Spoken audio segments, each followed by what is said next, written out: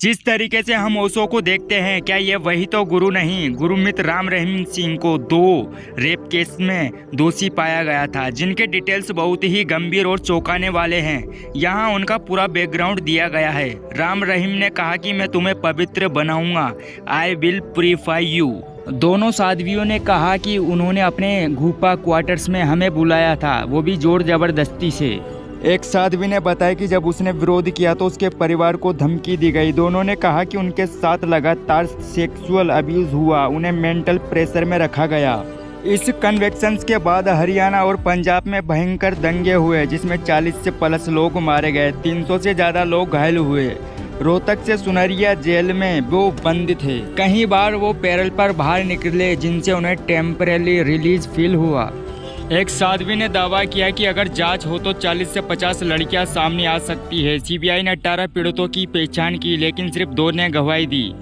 इन साध्वियों को इतना पता कैसे था और इतनी साध्वियां वहां क्या कर रही थी? सोचने वाली बात तो ये है। दूसरा आरोप ये भी है कि रामचंद्र पत्रकार छत्रपति, जिन्होंने इस पत्र को प्रकाशित किया, की भी हत्या कर दी गई थी।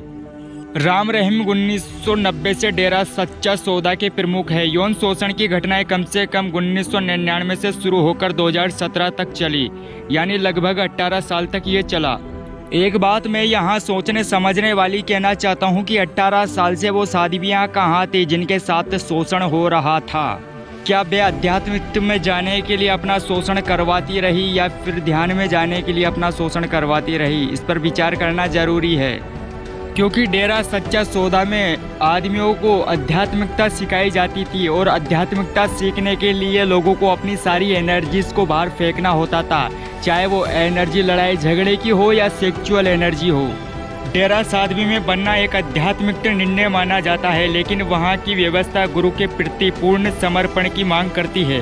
जब कोई लड़की डेरा में जाती है तो उसे सिखाया जाता है कि गुरु की हर बात ईश्वर की इच्छा है। यह मानसिक नियंत्रण, या एक रूप से इसे अंग्रेजी में स्पिरिचुअल कॉन्शियस भी कहते हैं।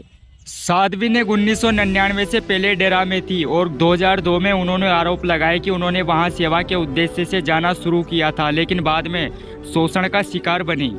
ओशो के दृष्टिकोण से देखा जाए तो सेक्स को नेचुरल माना गया है और यह आध्यात्मिकता में जाने के लिए सबसे बड़ा पहलू है। नेक्स्ट पार्ट के लिए आप हाँ जरूर करना और अपनी राय कमेंट बॉक्स में जरूर रखना।